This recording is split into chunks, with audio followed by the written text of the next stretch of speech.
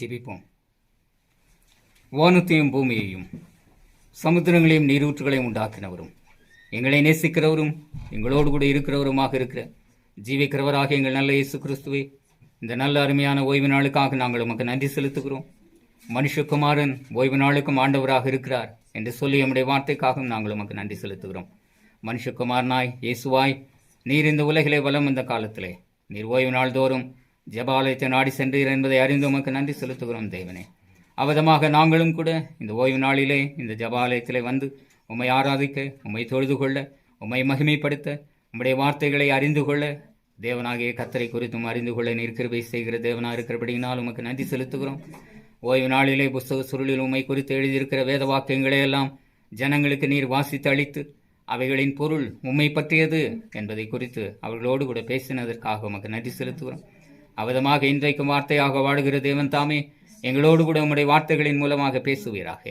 தேவனாகிய கர்த்தரை குறித்தும் உம்முடைய வழிகளை குறித்தும் நாங்கள் அதிகமாய் அறிந்து கொண்டு அந்த வழியிலே முன்னேறி செல்லவும், பரிசுத்த ஆவியானவருடைய அனுகிரகத்தின் மூலமாக உம்முடைய வழியை பின்பற்றவும், அதனால் உண்டாகிறதான ஆன்மீக லாபத்தை, ஆன்மீக ஆதாயத்தை நாங்கள் நித்திய ஜீவனாய் பெற்றுக்கொள்ளவும் நீர் எங்களுக்கு கிருபை செய்து தேவரீர் நீர் எங்களை வழிநடத்த வேண்டுமாய் கெஞ்சுகிறோம். வந்ததான நம்முடைய பிள்ளைகள் யாவரையும் ஆசீர்வதிப்பீராக. இந்த ஓய்வு நாளுக்குரிய ஆசீர்வாதங்களால் தேவனாகிய கர்த்தரை யாவரையும் நீர் முடிசூட்டுவீராக. வார்த்தையாக வாழுகிற தேவன் தாமே எங்களோடு கூட நீர் பேசி உம்முடைய நாமத்தை நீர் மகிமையச் செய்ய வேண்டுமாய் இயேசுவின் நாமத்தில் ஜெபிக்கிறோம், ஜீவனுடன் நல்ல பிதாவே. பிரியமான தேவனுடைய பிள்ளைகளே, உங்கள் யாவரையும் இயேசுவின் நாமத்திலே வாழ்த்துகிறேன். அப்போஸ்தலனாகிய பவுல் தீமோத்தேயுக்கு எழுதின நிருபத்தின் செய்திகளை குறித்து நாம் தொடர்ச்சியாக அறிந்து கொண்டு வருகிறோம். பவுல் அப்போஸ்தலன் 13 நிருபங்களை எழுதினதாக இந்த வேதாகமத்தோடு கூட இணைக்கப்பட்டிருக்கிறது. அதிலே நாம் தீமோத்தேயுக்கு எழுதின நிருபத்திற்கு நாம் கடந்து வந்திருக்கிறோம். பவுல் அப்போஸ்தலன் தீமோத்தேயுக்கு 2 நிருபங்களை எழுதினதாக நாம் வேதத்தின் மூலமாக அறிகிறோம். அந்த 2 நிருபங்களும் தீமோத்தேயுக்கு மாத்திரமல்ல, தேவனாகிய கர்த்தரை பின்பற்றுகிற அனைவருக்கும், இயேசு கிறிஸ்துவின் போதனைகளை அறிந்து பின்பற்றுகிற அனைவருக்கும் பயனுள்ளதாக இருக்கும் என்பதற்காகத்தான் இவைகள் இந்த வேதாகமத்தோடு கூட இணைக்கப்பட்டிருக்கிறது என்பதை குறித்து நாம் அறிந்து கொள்ளுகிறோம். அதோடு மாத்திரமல்ல, இந்த தீமோத்தேயுவின் புத்தகம் 1ஆம் அதிகாரத்திலே அப்போஸ்தலனாகிய பவுல் கற்பனையின் பொருள் என்ன என்பதை குறித்து சொன்னதான, எழுதினதான இந்த போதனைகளை குறித்து நாம் கடந்த வார செய்தியின் மூலமாக அறிந்து கொண்டோம். கற்பனையின் பொருள் என்னவெனில், சுத்தமான இருதயத்திலும் நல்மனசாட்சியிலும் மாயமற்ற விசுவாசத்திலும் பிறக்கும் அன்பே. இவைகளை சிலர் நோக்காமல் வீண் பேச்சுக்கு இடம் கொடுத்து விலகி போனார்கள் என்று சொல்கிறார். இதனுடைய பொருள் என்ன என்பதை குறித்து நாம் முற்றிலுமாக அறிந்து கொண்டோம் கடந்த வார செய்தியின் மூலமாக. பிந்தின வசனங்களிலே யாருக்கு கற்பனைகள் அவசியம் என்பதை குறித்து அவர் எழுதியிருக்கிறதை குறித்து நாம் அறிந்து கொண்டோம். கற்பனை மீறுகிறவர்களுக்கு தான் கற்பனை ஆனது அவசியம் என்பதை குறித்து அறிந்து கொண்டோம். இயேசு கிறிஸ்துவின் சுவிசேஷமானது ஆரோக்கியமான உபதேசம் என்று ஏன் சொன்னார் என்பதை குறித்தும் ஓரளவுக்கு அறிந்து கொண்டோம். பிந்தின வசனங்களிலே நாம் வாசிப்போமையானால், நம்முடைய கர்த்தரின் கிருபை கிறிஸ்து இயேசுவின் மேலுள்ள விசுவாசத்தோடும் அன்போடும் கூட என்னிடத்தில் பரிபூர்ணமாய் பெருகிற்று. பாவிகளை ரட்சிக்க கிறிஸ்து இயேசு உலகத்தில் வந்தார் என்கிற வார்த்தை உண்மையும் எல்லா அங்கீகரிப்புக்கும் பாத்திரமுமானது. அவர்களில் பிரதான பாவி நான் என்று அவர் தன்னுடைய அனுபவத்தை இயேசு கிறிஸ்துவோடு கூட இணைத்து பேசுகிறதாக நாம் பார்க்கிறோம். அப்படி இருந்தும் நித்திய ஜீவனை அடையும்படி இனிமேல் இயேசு கிறிஸ்துவனிடத்தில் விசுவாசமாய் இருப்பவர்களுக்கு திருஷ்டாந்தம் உண்டாகும் பொருட்டு பிரதான பாவியாக என்னிடத்தில் அவர் எல்லா நீடிய பொறுமையும் காண்பிக்கும்படிக்கு இரக்கம் பெற்றேன் என்று, இயேசு கிறிஸ்துவால் நான் இரக்கம் பெற்றேன் என்று அவர் சொல்லுகிறார். அவருடைய மகிமையை குறித்து சொல்லும் போது, நித்தியமும் அழிவில்லாமையும் அதர்சனமும் உள்ள ராஜனுமாய் தாம் ஒருவரே ஞானமுள்ள தேவனுமாய் இருக்கிறவருக்கு கனமும் மகிமையும் சதா காலங்களிலும் உண்டாயிருப்பதாக ஆமேன் என்று ஒரு வாழ்த்துடன் இந்த வசனத்தை முடிக்கிறதாக நாம் பார்க்கிறோம். மீண்டுமாக தீமோத்தேயுக்கு ஒரு ஆலோசனை சொல்கிறார். குமாரனாகிய தீமோத்தேயுவே, உன்னை குறித்து முன்னுண்டான தீர்க்க தரிசனங்களின்படியே நீ அவைகளை முன்னிட்டு நல்ல போராட்டம் பண்ணும்படி இந்த கட்டளை உனக்கு ஒப்புவிக்கிறேன். நீ விசுவாசமும் நல்மனசாட்சியும் உடையவனாயிரு. நல்ல ஆலோசனை சொல்லுகிறார். நீ விசுவாசம் உள்ளவனாயிரு, நல்மனசாட்சி உடையவனாகவும் இரு என்று சொல்லுகிறார். சிலர் நல்மனசாட்சியை சிலர் தள்ளிவிட்டு விசுவாசமாகிய கப்பலை சேதப்படுத்தினார்கள். நல்மனசாட்சியின் சத்தத்தை நீ பின்பற்று என்று தீமோத்தேயுவுக்கு சொல்லுகிறார். ஆனால் சிலர் நல்மனசாட்சியின் சத்தத்தை தள்ளிவிட்டு விசுவாசமாகிய கப்பலை சேதப்படுத்தினார்கள். அவர்கள் யார் என்று சொல்லுகிறார்? இமனேயும் அலெக்சாந்தரும் அப்படிப்பட்டவர்கள். அவர்கள் தூஷியாதபடி சிக்ஷிக்கப்பட அவர்களை சாத்தானிடத்தில் ஒப்பு கொடுத்தேன் என்று சொல்கிறார். ஆகையினாலே இதிலிருந்து நமக்கு நம்முடைய தியானத்திற்கு, நம்முடைய ஆன்மீக பயனுக்குள்ள காரியமாக நாம் எடுத்துக்கொள்ளுகிறது இந்த வசனம்தான். விசுவாசம் என்று சொல்லப்படுகிறது ஒரு கப்பலுக்கு சமானமாக பவுல் எழுதுகிறார். விசுவாசம் எவ்விதம் கப்பலுக்கு சமானமாக இருக்கும் என்பதை குறித்து நாம் சற்று சிந்தித்து அறிந்து கொள்ள வேண்டும். விசுவாசம் என்கிற கப்பலை சேதப்படுத்தினார்கள். ஆக கப்பலானது எவ்விதமாக கட்டப்படும் என்பதை குறித்து நாம் அறிந்திருக்கிறோம். வேத வசனத்திலே வாசிக்க கேட்ட வண்ணமாக 1 ராஜாக்களின் புத்தகம் 9ஆம் அதிகாரம் கடைசி வசனங்களை நாம் வாசிப்போமேயானால், சாலமோனும் கூட தன்னுடைய காலத்திலே கப்பல்களை கட்டினான் என்று சொல்லப்படுகிறது. 1 ராஜாக்களின் புத்தகம் 9ஆம் அதிகாரம்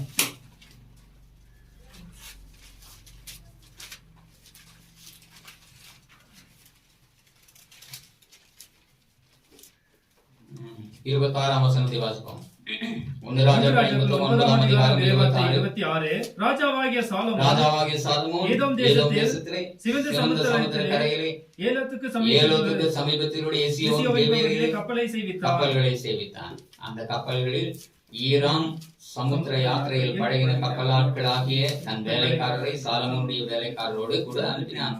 அவர்கள் ஓப்பீருக்கு போய் அவ்விடத்திலிருந்து 420 தாலந்து பொன்னை ராஜாவாகிய சாலமோனிடத்தில் கொண்டு வந்தார்கள். கவனித்தீர்கள்? கப்பல் கட்டுகிறதுக்கு மிகவும் பிரசித்தி பெற்றதான இடம் எதுவென்று இங்கே சொல்லப்படுகிறது. எசியோன் கேபேர் என்று சொல்லப்படுகிறதான ஒரு இடமும் கப்பல் கட்டுகிறதுக்கு மிகவும் பிரயோஜனமான பிரசித்தி பெற்றதான ஒரு பட்டணம் என்று சொல்லப்படுகிறது. அதோடு மாத்திரமல்ல, 22ஆம் அதிகாரம் 48ஆம் வசனத்தை வாசித்து பாருங்கள்.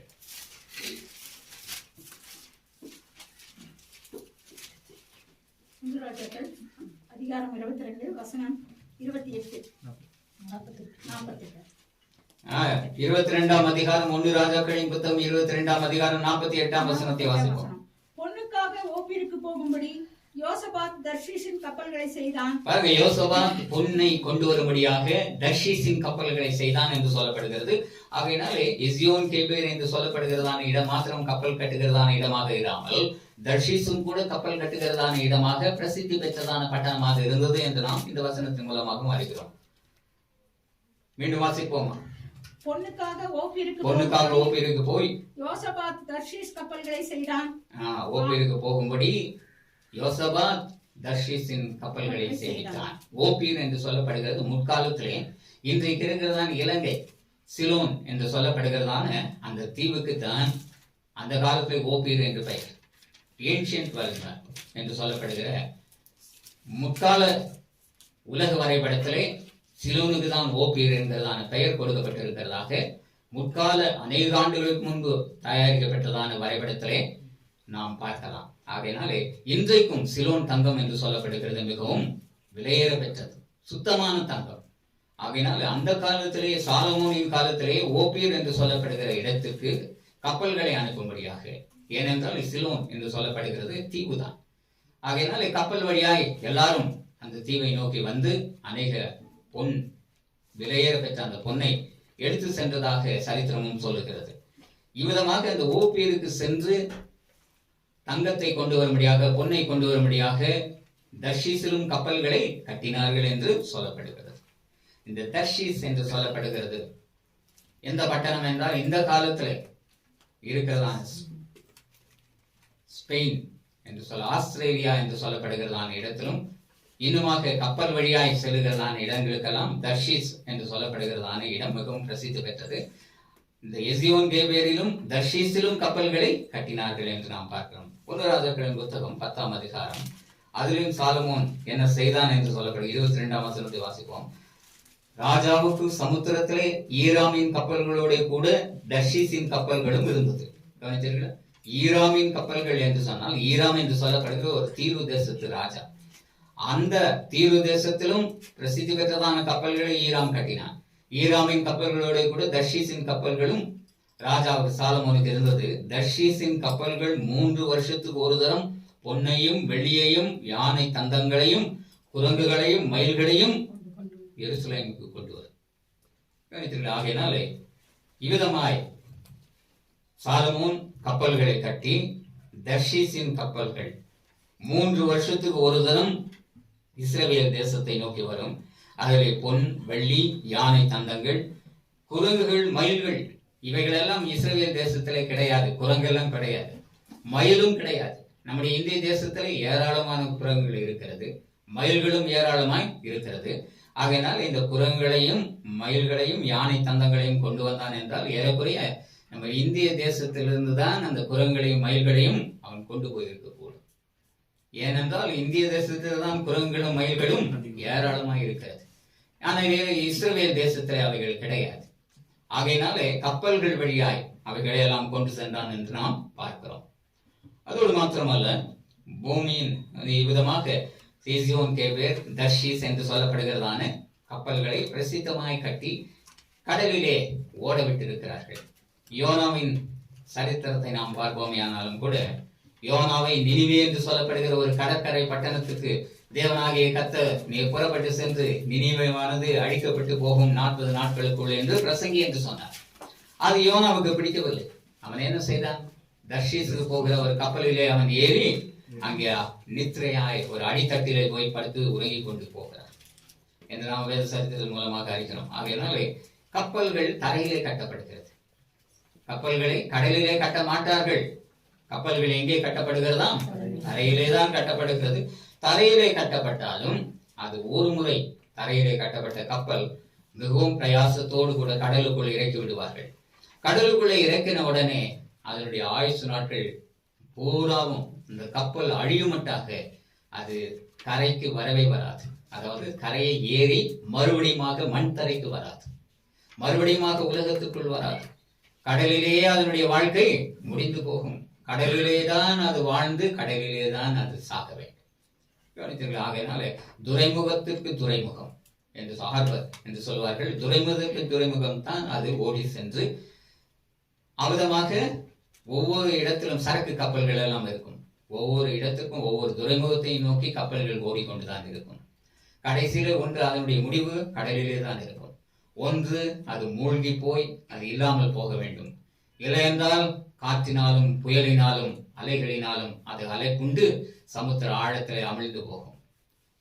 பாறைகளால் மோதி அது அடியுண்டு சிதைந்து போகும். இவ்விதமாக கப்பல்கள் ஒரு முறைதான் தரையிலே செய்யப்படும். அதனுடைய ஆயுசு பூரா அது எங்கே இருக்குமா? கடலிலே தான் இருக்கும். அவ்விதமாக நாமும் கூட இந்த கடல் நாம் விசுவாசம் என்னும் கப்பல் என்று இங்கே சொல்லப்படுமானால், விசுவாசம் ஆகிய கப்பலை சேதப்படுத்தினார்கள் என்று இங்கே சொல்லப்படுமானால், விசுவாசமும் கூட ஒரு கப்பலுக்கு ஒப்பிட்டு பேசப்படுகிறது. அவ்விதமாக விசுவாச வாழ்வு என்று சொல்லப்படுகிறதான கப்பலிலே நாம் ஏறிவிட்டோமானால் அல்லது அந்த கப்பலாக மாறிவிட்டோமானால் நம்முடைய வாழ்வு எங்கேதான் இருக்க வேண்டும்? முடிவும் துவக்கமும் முடிவும் எங்கே இருக்க வேண்டும்? கடலிலே தான் இருக்க வேண்டும். அந்த கடல் என்று சொல்லப்படுகிறது எதுவாம்? இந்த உலகம் தான் ஒரு கடல். ஆகையால் இந்த உலகமாகிய கடலிலே தான் நம்முடைய விசுவாச கப்பலை நாம் செலுத்துகிறவர்களாகவும் விசுவாச கப்பலிலே பயணிக்கிறவர்களாகவும் அல்லது விசுவாச கப்பலாகவே மாறி வாழ்கிறவர்களாகவும் இருக்க வேண்டும். அதனால்தான் எபிரேயர் 12:1 விசுவாசத்தை துவக்குகிறவரும் முடிக்கிறவருமாகிய இயேசுவை நோக்கி நமக்கு நியமித்த ஓட்டத்தில் பொறுமையோட ஓட கடவோம் என்று சொல்லுவோம். விசுவாசத்துக்கு கப்பலினுடைய வாழ்க்கையின் ஆரம்பம் துவக்கம் தண்ணீரிலே தான் இருக்கும். அதனுடைய முடிவும் தண்ணீரோடு கூடதான் முடிந்துவிடும். அது எக்காரணம் கொண்டும் கரை நோக்கி வராது, தரை நோக்கி வராது. அதுபோல விசுவாச வாழ்வுக்குள்ளாக நாம் வந்து விட்டோமானால், விசுவாச வாழ்விலே அடியெடுத்து வைத்து விட்டோமானால், விசுவாசத்தை துவக்கினவரும் முடிக்கிறவருமாக இயேசுவை நோக்கி ஓடிக்கொண்டே இருக்க வேண்டும். விசுவாச வாழ்வின் முடிவானது நல்ல முடிவாக இருக்க வேண்டும். பவுல் அப்போஸ்தலன் எழுதும்போது எழுதுகிறார், நானும் கூட நல்ல போராட்டத்தை போராடினேன், விசுவாசத்தை காத்துக்கொண்டேன், எனக்காக ஜீவ கிரீடமானது வைக்கப்பட்டிருக்கிறது, ஓட்டத்தை நான் முடித்தேன், எனக்காக நீதியின் கிரீடம் வைக்கப்பட்டிருக்கிறது. அந்த நீதியுள்ள நியாயாதிபதியாக கர்த்தர் அந்நாளிலே அதை எனக்கு தந்தருள்வார். எனக்கு மாத்திரமல்ல, அவர் பிரசன்னமாகுதலை விரும்பும் யாவருக்கும் அதை தந்தருள்வார் என்று சொல்லுகிறார். 2 தீமோத்தேயு புத்தகம் 2 தீமோத்தேயு 4 அதிகாரம் 2 தீமோத்தேயு 4:7. நல்ல போராட்டத்தை போராடினேன், ஓட்டத்தை முடித்தேன், விசுவாசத்தை காத்துக்கொண்டேன். இது முதல் நீதியின் கிரீடம் எனக்காக வைக்கப்பட்டிருக்கிறது. நீதியுள்ள நியாயாதிபதியாகிய கர்த்தர் அந்நாளிலே அதை எனக்கு தந்தருள்வார். எனக்கு மாத்திரமல்ல, அவர் பிரசன்னமாகுதலை விரும்பும் யாவருக்கும் அதை தந்தருள்வார். நல்ல போராட்டத்தை போராடி கப்பலானது போராட்டமிக்க ஒரு அலையும் புயல்களும் நிறைந்த கடலிலே தான் அந்த கப்பல் பயணித்துக் கொண்டிருக்கும். அவ்விதமாக விசுவாச வாழ்விலும் கூட விசுவாசத்தை காத்துக்கொண்டேன் என்று பவுல் சொல்வார். ஆனால் இவருடைய வாழ்வும் கூட விசுவாச கப்பலாக இருந்தது. ஆகையினால் நாம் ஒரு கப்பலுக்கு வருகிறதான போராட்டங்கள் அனைத்துமே இவருடைய வாழ்விலும் வந்தது. நல்ல போராட்டம், அந்த போராட்டத்தை எல்லாம் நான் எதிர்கொண்டு நல்ல போராட்டத்தை போராடினேன், என் விசுவாசத்தை சேதமுற செய்யாமல் காத்துக்கொண்டேன்.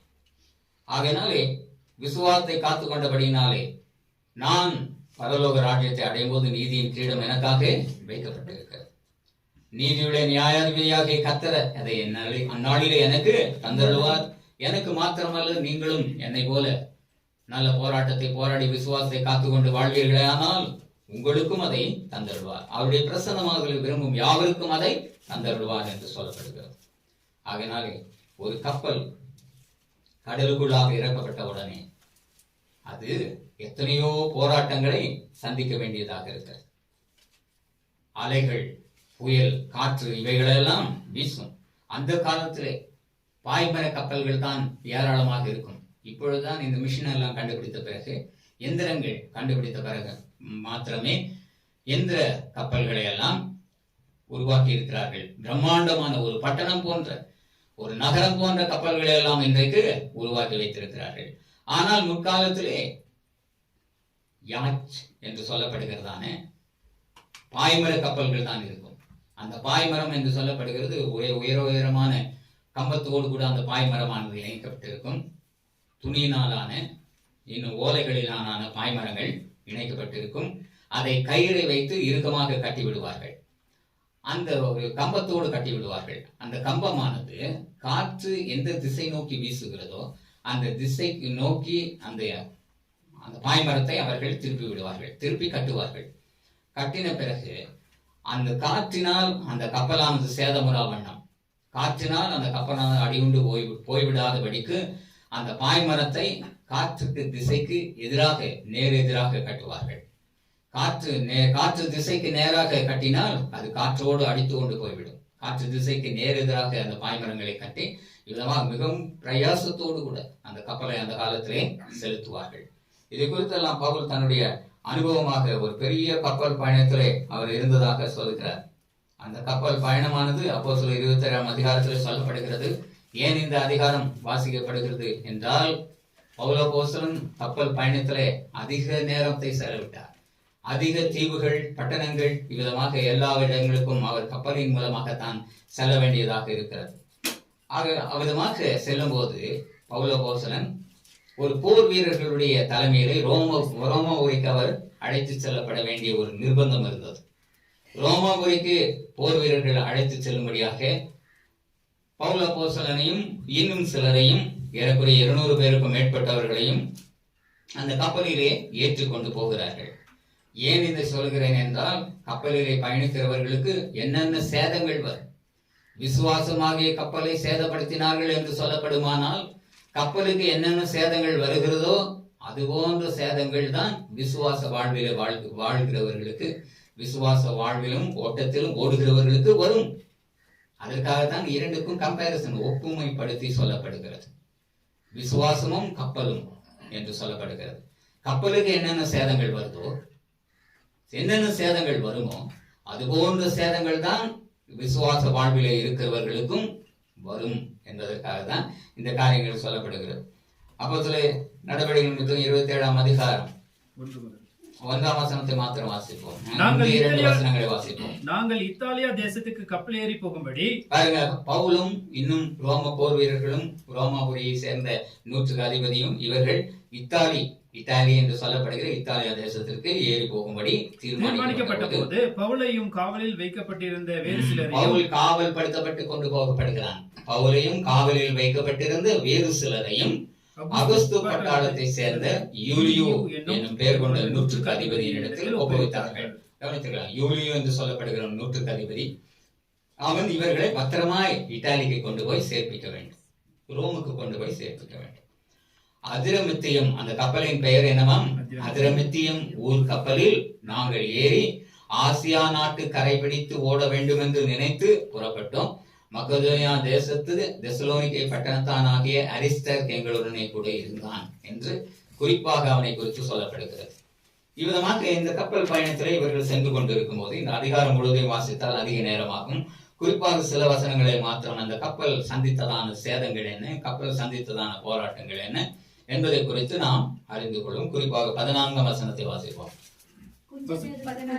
பாருங்க, 13, 14 வசனம் வாசிப்போம். 13ஆம் வசனம். தென்றல் மெதுவாய் அடித்தபடியால் நாங்கள் கோரினது கைகூடி வந்தது என்று எண்ணி அவிடம் விட்டு பெயர்ந்து கிரேத்தா தீவுக்கு அருகாக ஓடினார்கள். கொஞ்ச நேரத்துக்குள்ளே பாருங்க, யூரோகிலித்தோன் என்னும் கடுங்காற்றாதில் மோதிற்று. கப்பல் அதில் அகப்பட்டு கொண்டு காற்றுக்கு எதிர்த்து போக கூடாதபடியினால் காற்றின் போக்கிலே கொண்டு போகப்பட்டோம். கவனிங்களா, யாட்சி என்று சொல்லப்படுகிறதான பாய்மர கப்பல். அது பெரிய பெரிய காற்றெல்லாம் கடலிலே வீசினால், கடலிலே வந்தால் அது தாக்கு பிடிக்காது. அந்த கப்பல் காற்று திசை நோக்கி அது அடித்துக்கொண்டே ஓடும். அதை கண்ட்ரோல் பண்ண முடியாது இவர்களால். அவ்விதமாக யூரோகிலித்தோன் என்று சொல்லப்படுகிற அந்த காற்றுக்கும் கூட ஒரு பெயரும் கொடுக்கப்பட்டிருக்கிறது. யூரோகிலித்தோன் என்னும் கடும் காற்று அந்த கப்பலிலே மோதிற்று. கப்பல் அதில் அகப்பட்டு கொண்டு காற்றுக்கு எதிர்த்து போக கூடாதபடிக்கு காற்றின் போக்கிலே கொண்டு போகப்பட்டோம். அப்படி கிலவுதா எனப்பட்ட ஒரு சின்ன தீவின் ஒதுக்கிலே ஓடுகையில் வெகு வருத்தத்தோடைய படவை வசப்படுத்தினான். விதமாக அநேக கொடுங்காற்று கப்பலிலே மோதும். கப்பலை மூழ்கடிக்கும்படியான கொடுங்காற்று மோதும். அடுத்த வசனம் 17ஆம் வசனத்தை வாசித்து பாருங்கள். அதை அவர்கள் தூக்கி எடுத்த பின்பு பல உபாயங்கள் செய்து கப்பலை சுற்றி கட்டி சொறி மணலிலே விழுவோம் என்று பயந்து பாய்களை இறக்கி இவ்விதமாய் கொண்டு போகப்பட்டார்கள். பாய்களை இறக்கி, பாய்மர கப்பல் இது. ஆகையினால் கடல்ல வீசுகிறதான கடுங்காற்றுக்கு தப்பின போதிலும் இன்னொரு பக்கம் கரை ஒதுக்கு புறமாக அவர்கள் கப்பலை செலுத்தினால் என்ன நேரிடும்? சொரிமணல் வருமா? சொரிமணல் என்றால் மணல் புயல் என்று சொல்வார், சாண்ட்ஸ்டார்ம் என்று. பாலைவனங்களிலே அது அடிக்கடி நேரிடும். திடீரென்று மணல் ஒரு மலை போல இருந்து அந்த மணலானது சரிந்து கொண்டே வரும். அந்த மணலின் அடிவாரத்தில் இருக்கிறவர்கள் முழுவதும் எல்லாரையும் மூடிவிட்டு, எந்த பொருள் இருந்தாலும், எந்த ஜீவன்கள் இருந்தாலும், எந்த மிருகங்கள் இருந்தாலும், மனிதர்கள் இருந்தாலும், அந்த மணல் புயலானது என்ன செய்யும்? காற்றானது அந்த மணல் புயலை கிளப்பி அது அப்படியே சரிந்து கொண்டே வரும், பள்ளத்தை நோக்கி வரும். அங்கே இருக்கிறவர்கள், பள்ளத்தில் இருக்கிறவர்கள் எல்லாரையும் சாகடித்து விட்டு, மூழ்கடித்து விட்டு தான் போய்விடும். இவ்விதமாக இவர்கள் சொரிமணலிலே விழுவோம் என்று பயந்தார்கள்.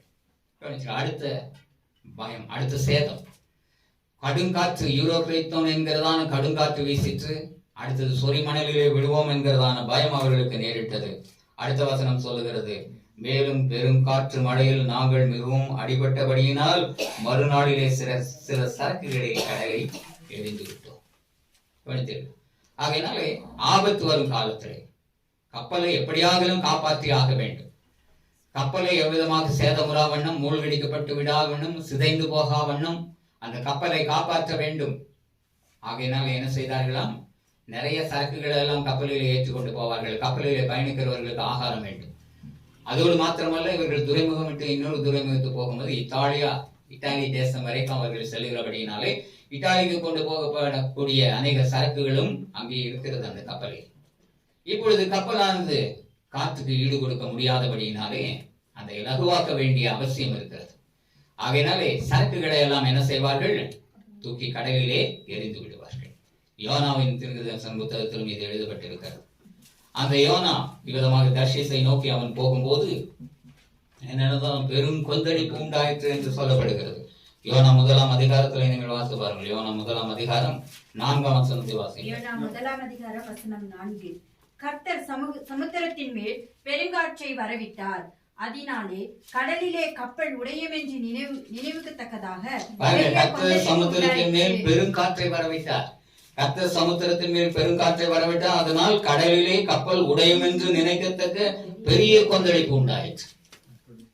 பெருங்காற்று வந்தால் என்ன ஆகும்? பெரிய கொந்தளிப்பு உண்டாகும். அப்பொழுது யோனா என்ன செய்கிறான்? அப்பொழுது கப்பற்காரர்கள் எல்லாம், கப்பலிலே பயணிக்கிறவர்கள் எல்லாம் பயந்து போனார்கள். கப்பலில் பயணிக்கிறவர்கள், கப்பற்காரர் பயந்து அவனவன் தன் தன் தேவனை நோக்கி வேண்டுதல் செய்து பாரத்தை லேசாக்கும்படி கப்பலில் இருந்து சரக்குகளை சமுத்திரத்தில் எரிந்து விட்டார்கள். யோனாவோ என்றால் கப்பலின் கீழ்த்தட்டில் இறங்கி போய் படுத்துக்கொண்டு அயர்ந்து நித்திரை பண்ணினான். இந்த ஜீவனுள்ள பேழை என்கிறதான புத்தகத்தில் யோனாவின் சரித்திரம் எழுதும் போது யோனாவும் கூட ஒரு சரக்கு மூட்டையாகத்தான் அங்கே படுத்துக்கொண்டு நித்திரையாக இருந்தான் என்று சொல்லி எழுதப்பட்டிருக்கிறது. ஆகையினால் யோனாவும் ஒரு சரக்கு கப்பல் தான். அவனிலே இருக்கிறதான சரக்குகள் என்ன? தேவனாகிய கர்த்தருடைய வார்த்தைகள் என்கிறதான தானியங்கள், உணவு. அதை நினைவுக்கு கொண்டு போய் அவன் கொடுக்க வேண்டும் என்று ஆவிக்குரிய கருத்தோடு கூட அந்த புத்தகத்தில் எழுதியிருக்கிறோம். ஆகையினால சில சரக்குகளை தூக்கி கடலிலே எரிகிற வண்ணமாக யோனாவின் தூக்கி என்ன செய்தார்களாம்? கடலிலே எரிந்து விட்டார்கள். இவனும் பாரமான ஒரு சரக்கு. அவன் இருந்தால் கப்பலில் மூழ்கடிக்கப்பட்டு விடும், கொந்தளிப்பினால் அது மூழ்கி போகும். ஆகையினால யோனாவும் ஒரு சரக்கு தான். தேவனாகிய கர்த்தருடைய வார்த்தைகளை சுமந்து செல்கிற ஒரு சரக்கு பெட்டகம், சரக்கு மூட்டை. அந்த சரக்குகளை கப்பலை லகுவாக்கும்படியாக தூக்கி கடலில் எறிந்த வண்ணமாய் யோனாவையும் கூட என்ன செய்தார்கள்? கடலில் தூக்கி எறிந்தார்கள். அவன் நினிவேக்கு அந்த சரக்கோடு கடந்து சென்று நினிவேயானது அழிவுண்டு போகும் என்று தேவனாகிய கர்த்தர் அவனுக்கு என்ன சரக்கை ஏற்றினாரோ அந்த மூட்டையிலே அதனை அங்கே நினிவேயிலே சென்று அவிழ்த்து விட்டான். கடுங்காற்றிலிருந்து தப்பினாலும், சொரிமணலிலிருந்து தப்பினாலும், அடுத்தது பெருங்காற்றிலிருந்து கொந்தளிப்பு நின்றும் தப்பினாலும், சரக்குகளை எல்லாம் கப்பலை லகுவாக்கும்படியாக தூக்கி போட்டாலும் கப்பலுக்கு ஆபத்துகள் வந்து கொண்டேதான் இருக்கும் என்று நாம் அறிய வேண்டும். ஆகையினால அடுத்த ஆபத்துகள் அநேகம் உண்டு. பவுலப்போஸ்தலன் இந்த 27ஆம் அதிகாரத்திலே தன்னுடைய கப்பலின் அனுபவத்தை குறித்து எழுதுகிறார். நான் 3 முறை கப்பல் சேதத்தில் இருந்தேன், 5 முறை 1 அடிகளாக அடிக்கப்பட்டேன் என்று பவுல் தன்னுடைய சாட்சியாக அவர் எழுதுகிறதாக நாம் பார்க்கிறோம். அதனால் 3 முறை அவர் கப்பல் சேதத்தில் இருந்திருக்கிறார். அடுத்த பாதிப்பு என்னவென்றால், அடுத்த சேதம் அந்த கப்பலுக்கு என்ன இருக்கிறது என்றால், வாசிப்பார்கள் 29ஆம் வசனத்தை வாசிப்போம். பாறை இடங்களில் விழுவோம் என்று பயந்து பின்னணியத்தில் இருந்து மேல 27ஆம் வசனம் வாசிப்போம். 14ஆம் ராத்திரியான போது நாங்கள் ஆதிரியா கடலிலே அலைவுபட்டு ஓடுகையில் நடு ஜாமத்திலே கப்பலாட்களுக்கு ஒரு கரை கிட்டி வருகிறதாக தோன்றித்து உடனே அவர்கள் விழுதுவிட்டு 20 பாகம் என்று கண்டார்கள். சற்று அப்புறம் போன போது மறுபடியும் விழுதுவிட்டு 15 பாகம் என்று கண்டார்கள். கவனித்தீர்களா? அலை ஆதிரியா கடலிலே அலைவுபட்டு, அலையானது கப்பலிலே மோதுகிறது. ஏட்ரியன் என்று சொல்லப்படுகிறதான கடல். ஆதிரியா கடலிலே அவர்கள் அலைவுபட்டு என்று சொன்னால் அலைகளினால் மோது உண்டு. அலைகள் வந்து இந்த கப்பலை அடித்து கொண்டே போகிறது. இவ்விதமாக அடிக்கும் போது கப்பலுக்கு எங்கேயாவது ஒரு கரை கிடைக்குமா என்று அவர்கள் மிகவும் பிரயாசப்பட்டு விழுதுவிட்டு அளந்து பார்க்கிறார்கள் என்று சொல்லப்படுகிறது. பாறை இடங்களில் அடுத்த ஆபத்து என்னவென்றால், பாறை இடங்களில் விழுவோம் என்று பயந்து பின்னணியத்திலிருந்து 4 நங்கூரங்களை போட்டு பொழுது எப்பொழுது விடியுமோ என்றிருந்தார்கள்.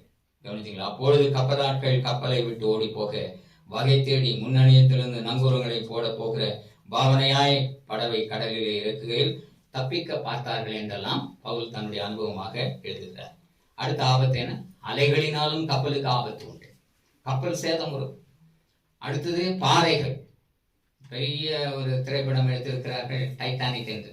அநேக ஆண்டுகளுக்கு முன்பு, ஏறக்குறைய 300-400 ஆண்டுகளுக்கு முன்பு மூழ்கி போனதான அந்த கப்பல், டைட்டானிக் என்கிறதான கப்பல், அது கடலின் அடியிலே அப்படியே இருந்திருக்கிறது. பவள பாறைகளாக அது மாறி இருக்கிறது அந்த கப்பலினுடைய எல்லா பாகங்களும். அதனை போய் ஆராய்ச்சி செய்து கடைசியிலே அது ஒரு பாறையிலே மோதினதுபடியினாலே தான் அந்த கப்பலானது உடைந்தது என்று அறிந்து அதனை ஒரு திரைப்படமாக தயாரித்திருக்கிறார்கள் என்று நாம் அறிந்திருக்கிறோம். ஆகையினாலே பாறை கடலிலே ஏகமாக இருக்கும். அது எந்த இடங்களிலெல்லாம் பாறைகள் இருக்கிறது என்று கப்பலை செலுத்துகிறவனுக்கு தெரியாது. திடீரென்று அந்த பாறை கண்ணுக்கு இரவு நேரங்களிலே போனால் சமுத்திரமும் இருட்டாக இருக்கும், பாறைகளும் கருப்பு நிறத்திலே இருக்கும். அது இருக்கிறதே தெரியாது. ஆகையினால் அந்த பாறையிலே மோதினால் கப்பல் அதோடு முடிந்ததுதான், அது கவிழ்ந்து விடும். பாறை இடங்களில் விடுவோம் என்று பயந்து பின்னணியத்திலிருந்து நாங்கள் நங்கூரங்களை போட்டு கப்பலை நிறுத்திவிட்டோம். பாறை இருக்கிறதா என்று தெரியாமல் நிறுத்திவிட்டோம். இவ்விதமாக நாங்கள் தப்பித்துக் கொண்டோம் என்று அவர் சொல்கிறார். இன்னொரு வார்த்தை பாருங்கள், 38ஆம் வசனத்தை வாசிப்போம். வசனம் 38. திருப்தியாக புசித்த பின்பு அவர்கள் கோதுமை கடலிலே எரிந்த இவர்கள் ஆகாரத்துக்காக தான் நம் கோதுமை எல்லாம் சேர்த்து வைத்திருக்கிறார்கள். ஆனால் உயிர் போன பிறகு இந்த ஆகாரத்தினால் என்ன பயன்? அவர்கள் சேர்த்து வைக்கிற கோதுமையினால் என்ன பயன்? ஆகையினால் ஓரளவுக்கு அந்த கப்பல் சேதத்திலிருந்து தங்களை தப்புவித்துக் கொள்ளும்படியாக அவர்கள் ஓரளவு புசித்த பிறகு மீதம் இருக்கிற கோதுமைகளை எல்லாம் எங்கே எறிந்து விட்டார்களா? கடலிலே தூக்கி எறிந்து விட்டார்கள். பொழுது விடுந்த பின்பு என்ன பூமி என்று அறியாதிருந்தார்கள். அப்பொழுது சமமான கரையுள்ள ஒரு துறைமுகம் அவர்களுக்கு தென்பட்டது. கூடுமானால் அதற்குள் கப்பலை ஓட்ட யோசனையாய் இருந்து நங்கூரங்களை அறுத்து கடலிலே விட்டு சுக்கான்களுடைய கட்டுகளை தளரவிட்டு பெரும் பாயை காற்று முகமாய் விரித்து கரைக்கு நேராய் ஓடி இருபுறமும் கடல் மோதிய ஒரு இடத்திலே கப்பலை தட்ட வைத்தார்கள். முன்னணியும் ஊன்றி அசையாமல் இருந்தது, பின்னணியும் அலைகளுடைய பலத்தினால் உடைந்து போயிற்று. கப்பல் முழுவதுமே உடையக்கூடிய நிலைதான். ஆனாலும் இவர்கள் நங்கூரங்களை பாய்ச்சி அந்த கப்பலை உறுதியாய் நிலைநிறுத்திக் கொண்டார்கள். ஆக எத்தனை சேதங்கள் இதை குறித்து நாம் பார்த்தோம். அலைகளினால் சேதம், பெருங்காற்றினால் சேதம், புயலினால் சேதம், பாறைகளினால் சேதம், அடுத்தபடியாக மணல்கள் சொறி மணல்களினால் சேதம். இவைகளிலிருந்து எல்லாம் தப்ப வேண்டுமானால் கப்பலை எவ்விதமாக காப்பாற்ற வேண்டும்? 2 காரியங்கள் இங்கேயும் சொல்லப்படுகிறது. என்ன சுக்கான்களுடைய கட்டுகளை தளர விட்டு என்ன செய்தால் சுக்கான்கள், சுக்கான் என்று சொன்னால் கப்பலை செலுத்தக்கூடிய ஒரு சக்கரம் போல இருக்கும். அதனோடு கூட எத்தனையோ கயிர்கள் அதனுடைய இதெல்லாம் இணைக்கப்பட்டிருக்கும். கப்பலை திசை திருப்புவதற்கு ஏதுவாக அவைகள் எல்லாம் இணைக்கப்பட்டிருக்கும். சுக்கான் என்று சொல்வார்கள். அந்த சுக்கான் என்று சொல்லப்படுகிறதை குறித்து வேதத்திலும் யாக்கோபு 3ஆம் அதிகாரத்திலே சொல்லப்பட்டிருக்கிறது. சுக்கான் மிகவும் கப்பலை செலுத்துகிறதுக்கு மிகவும் அவசியம். யாக்கோபு 3ஆம் அதிகாரம், கப்பலை செலுத்துவதற்கு சுக்கானானது மிகவும் அவசியம். சுக்கான் என்று சொன்னால் யாக்கோபு 3:4 கப்பல்களையும் பாருங்கள், அவைகள் மகா பெரியவைகளாய் இருந்தாலும் கடுங்காற்றுகளால் அடிக்கப்பட்டாலும் அவைகளை நடத்துகிறவன் போகும் கப்பல்களை பாருங்கள், அவைகள் மகா பெரியவைகளா இருந்தாலும். கப்பல் மகா பெரியது, ஒரு பெரிய பட்டணம் போன்றது கப்பல். இன்றைக்கெல்லாம் ஒரு நகரமே கப்பலுக்குள்ளாக வைக்கிறார்கள். அதுல எல்லாமே இருக்கும். ஹோட்டல் இருக்கும், விளையாட்டு இடம் இருக்கும், இன்னுமாக எத்தனை பார் எல்லாம் இருக்கும், எத்தனை விதமான காரியங்கள். ஒரு நகரமே அந்த கப்பலுக்குள்ளாக இருக்கும். அதை சமுத்திரத்தின் மீது மிதக்க விட்டு இன்றைக்கு ஒரு இடத்திலிருந்து இன்னொரு இடத்திற்கு எந்த விதமான கஷ்டமும் இல்லாமல், எந்த விதமான சேதமும் இல்லாமல் அவர்கள் இன்றைக்கு கப்பலிலே பயணிக்கலாம். ஆனால் அன்றைய நிலை வேறு. அன்றைக்கு பாய்மர கப்பல்கள் தான் அதிகம். அதனால்தான் அதுக்கு அதிக ஆபத்துகள். கப்பல்களை பாருங்கள், அவைகள் மகா பெரியவைகளா இருந்தாலும் கடுங்காற்றுகளால் அடிபட்டாலும் அவைகளை நடத்துகிறவன் போகும்படி யோசிக்கும் இடம் எதுவோ அவ்விடத்திற்கு நேராக மிகவும் சிறிதான சுக்கானாலே திருப்பப்படும். அதனால சிறிதான சுக்கான். சுக்கான் என்று சொன்னால் ஆங்கிலத்திலே ரட்டர் என்று சொல்வார்கள். ரட்டர், RUDDER, ரட்டர் என்று சொல்வார்கள். அது ஒரு சக்கரம். காரெல்லாம் ஓட்டுறதுக்கு இது ஸ்டாண்டிங் எவ்விதமாக சக்கரம் போல இருக்கிறதோ அதை திசை திருப்புகிறது. அதுபோல கப்பலுக்கு ரட்டர் என்று சொல்லப்படுகிறதான சுக்கான் அவசியம். அதை திசை திருப்புகிறதுக்கு. கப்பல் இந்த பக்கத்துல பாறை இருக்கிறது என்று தெரிந்த மாத்திரத்துல வேகமா இந்த சுக்கானை திருப்புவான். திருப்பும் போது அது அவன் எந்த பக்கமாக திருப்புகிறானோ அந்த பக்கம் நோக்கி அது சென்றுவிடும். அதுக்குதான் சுக்கான் என்று பெயர். அந்த சுக்கானுக்குள் என்னெல்லாம் இருக்கும் என்றால், சுக்கானுக்குள்ளே தரை காற்றானது இருக்கும், தண்ணீர் இருக்கும். சுக்கானுக்குள் அடிபாகத்திலே மேலே சக்கரம் போல அது இருக்கும். ஏரோப்ளைன் அதனையும் கூட திருப்புகிறதற்கு ஒரு சிறிய ஒரு ராடு மாதிரி ஒன்று இருக்கும். அதை வைத்துதான் பெரிய பெரிய பிளைட் ஏரோப்ளைனை எல்லாம் திருப்புகிறார்கள். எந்த ஒரு உபகரணமானாலும், எந்த ஒரு பயணிக்கக்கூடிய செயலானாலும், ஒரு கார் ஆனாலும், ஒரு பஸ் ஆனாலும், அதனையும் கூட ஸ்டேரிங் என்று சொல்லப்படுகிற ஒரு பொருளை வைத்துதான் என்ன செய்கிறார்கள், அதை திருப்ப முடியும். கப்பலுக்கு அதை திருப்புகிறதற்கு சுக்கான் பயன்படுகிறது. திருப்புகிறதற்கு மாத்திரமல்ல, அந்த சுக்கானுக்கு அடியிலே, அந்த ரட்டர் என்று சொல்லப்படுகிற அந்த சுக்கானுக்கு அடியிலே மணல் இருக்கும், தரை காற்று இருக்கும். தரையிலே வீசுகிறதான காற்றை அதை பிடித்து அங்கு வைத்திருப்பார்கள். அதன் பின்பு தண்ணீர் இருக்கும், சமுத்திரம், சமுத்திரத்தினுடைய கடல் நீர் அதற்குள்ளாக வைக்கப்பட்டிருக்கும். அப்பொழுது இவன் சுக்கானை திருப்பிக் கொண்டு நடுக்கடலிலே சென்றால் எந்த திசை நோக்கி போவது என்று தெரியாது. ஆகையினால திசை காட்டிகள் அங்கே இருக்கும். நார்த், சவுத், ஈஸ்ட், வெஸ்ட் என்று சொல்லப்படுகிற 4 திசைகளை காட்டக்கூடிய அந்த திசை காட்டி இருக்கும். திசை காட்டி பக்கத்தில் இருக்கும், சுக்கானும் பக்கத்திலே இருக்கும். இப்பொழுது அவன் கரையை அடைய வேண்டும், கரையை தேட வேண்டும். அப்பொழுது அந்த திசை காட்டியை பார்ப்பான். எந்த திசையிலே கரை இருக்கிறது என்று பார்க்கும்போது அந்த திசை காட்டி அந்த கரையை நோக்கி அந்த முள்ளானது திருப்பி காட்டும். அதுக்கு காரணம் என்னவென்றால், இந்த சுக்கானோடு கூட அந்த திசை காட்டி இணைக்கப்பட்டிருக்கும்.